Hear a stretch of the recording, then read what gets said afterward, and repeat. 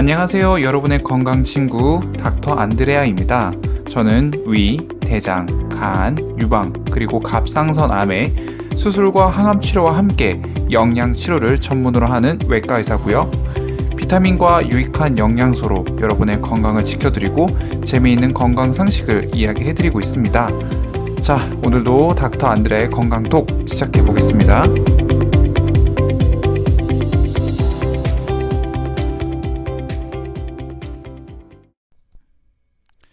네, 오늘은 비타민C가 감기에 어떻게 좋은지 그 역할에 대해서 좀 말씀드릴 텐데요. 비타민C 되게 많이 유명하죠. 이제 비타민C는 더 이상 건강기능식품의 어떤 영역을 뛰어넘어서 치료까지 넓히고 있는데요. 실제로 저만 해도 이거를 비타민C를 항암이나 아니면은 만성질환에 있어서 동맥경화나 고혈압, 당뇨 이런 쪽으로 많이 사용을 하고 실제로 효과를 많이 보고 있습니다. 무엇보다도 이제 환자분들이 먼저 알아서 오세요. 비타민C 처방해 달라고. 그럼 제가 거기에 맞춰가지고 뭐 적응증이라든지 아니면은 뭐 필요한 용량, 나이 등을 생각해가지고 적절하게 처방을 해드리고 있는데 오늘은 좀 간단한 가벼운 주제로 가볼게요. 비타민C가 어떻게 감기에 좋은지. 감기 걸렸을 때 비타민C 많이 드시잖아요. 근데 이제 그것들이 구체적으로 어떻게 좋고 그 다음에 얼마나 먹어야 되는지 제가 말씀을 드릴게요. 일단 그 전에 감기라고 하면 감기가 뭘까요?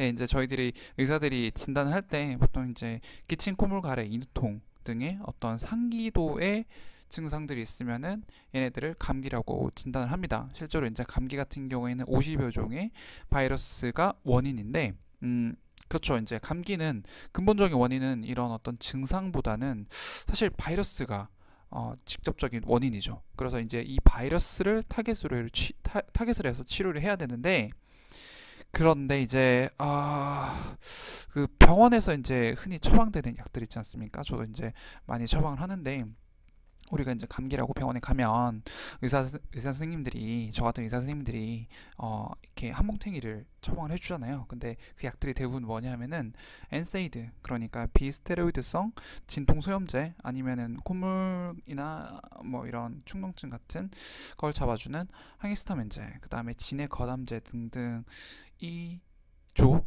네, 그 다음에 근데 이런 약들은 바이러스에 아무 영향을 끼치지 못합니다. 그야말로 증상만 괜찮게 해주는 대증적인 치료들이죠. 이런 대증 치료가 사실 필요하긴 합니다. 필요하고 그 다음에 그게 구체적으로 어떻게 좋은지는 제가 이후에 말씀을 드릴게요. 또 어떤 환자분들은 항생제를 좀 처방을 해달라고 합니다. 이제 항생제로 먹으면 감기가 빨리 낫는다고. 그런데 항생제 역시 이런 어떤 감기의 직접적인 원인인 바이러스에는 아무 역할을 하지도 못하죠. 물론 감기가 심해져서 고름이 차거나 그 다음에 폐렴이 생길 경우에는 항생제가 필요합니다. 하지만 그 전 바이러스에는 아무 영향을 끼치지 못하죠. 항생제조차도. 그런데 이제 이런 대증치료, 감기의 대증치료의 한계를 넘어서는 것이 비타민C입니다. 왜냐하면 비타민C 자체가 바이러스를 직접적으로 공격하고 사멸시키기 때문이죠. 또 이제 감기에 걸리게 되면은 아무래도 이제 감기 바이러스 인해서 그 다음에 감기 바이러스를 공격을 하고자 우리 몸의 면역 반응으로 인해서 점막이 붓거나 아니면은 장기가 손상이 되는 어떤 합병증이 수반되기 마련인데 비타민C 같은 경우에는 면역 기능을 정상화시키고 그 다음에 비타민C의 가장 대표적인 기능인 항산화 기능으로 이런 손상된 점막과 신체 기능을 빨리 회복시켜 줄 수 있죠. 한마디로 이제 바이러스를 직접적으로 공격을 하기도 하는데 바이러스를 이겨내기 위한 주변의 환경도 서포트를 해주는 게 비타민C죠. 굉장히 좋죠. 그러니까 우리가 흔히 왜 근본 치료 하잖아요.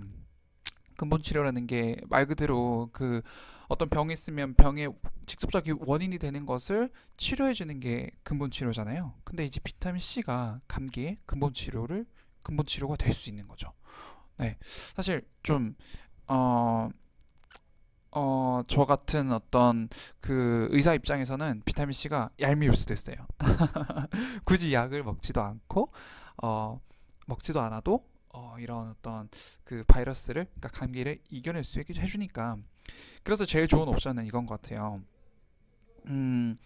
약도, 그러니까 대증 치료가 필요한 거 분명히 있습니다. 그러니까 콧물 끼친 가래 이런 것들 갖고 있으면서 정상적인 생활 많이 어렵죠. 그래서 적절한 용량의 그 다음에 최소한의 어떤 약의 대증 치료의 서포트를 받으면서 플러스 알파 비타민 C를 적절하게 섭취하게 되면은 감기도 빨리 낫고 직접적인 치료도 될 수 있을 뿐더러 그 다음에 증상도 줄일 수 있는 일석이조.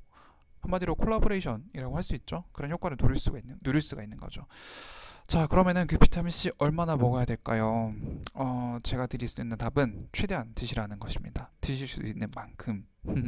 이게 왜냐하면은 사실 이제 감기약이라 그러면은 감기약 사실 용량보다 10배, 20배 먹을 수 있어요. 못 먹어요. 왜냐하면 그렇게 먹게 되면은 간이나 신장에 굉장히 무리가 가게 됩니다. 심지어 간염. 제가 예전에 전공의 때 수련할 때 감기약을 너무 잘못 먹어가지고 과량으로 먹는 바람에 잘못 드신 거죠. 전격성 간 부전으로 응급으로 간이식 수술을 하신 분들도 계셨어요. 그만큼 감기약 같은 경우에는 용량을 정확하게 맞춰서 드셔야 되겠죠. 근데 비타민 C는 하루 권장량의 100배, 200배 먹어도 상관없습니다. 물론 합병증이 있을 수 있어요. 근데 그 합병증이라는 게 별거 없습니다. 뭐 예를 들어서 가벼운 명현 형상이라든지 아니면은 제일 대표적인 게 설사입니다. 그러니까 미처 비타민 C가 소화되지 못하고 대장으로 내려가는 바람에 이 비타민 C가 수분을 머금어서 설사가 나오게 되는 그런 합병증인데, 사실 그 어떤 감기약의 직접적인 합병증에 비해서는 굉장히 경하죠. 그 다음에 사실 이게 되게 웃길 수가 있는 게 비타민 C의 어떤 이런 합병증, 그러니까 대표적인 합병증 설사가 어떤 때는 치료로 작용을 하기도 합니다. 그러니까 소화내 기관의 암의 예방과 또는 이제 설사의 변비의 치료에도 사용될 수 있죠. 어쨌든 비타민 C 같은 경우에는 고용량을 드셔도 크게 문제가 되지 않는 영양분이기 때문에 드실 수 있을 만큼 최대한 감기에 걸렸을 때 많이 드시라는 게 저의 추천 사항이고요. 네, 여기까지 이제 정리를 하면 될 것 같습니다.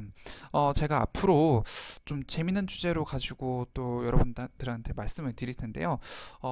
제 블로그도 방문을 해주시고요. 닥터 안드레아라고 네이버에 치시면은 블로그에 글이 많이 올라 있습니다. 실검으로도 위쪽으로 많이 올라가 있는데요. 제가 글을 정말 열심히 올리고 있거든요. 네, 이런 글들이 그 다음에 유튜브에 올리는 제 말씀이 여러분의 어떤 건강에 조금이나마 보탬이 되길 바라는 마음에서 열심히 하겠습니다. 네, 그럼 여러분 건강하시고요. 다음 시간 찾아뵙겠습니다. 안녕히 계세요.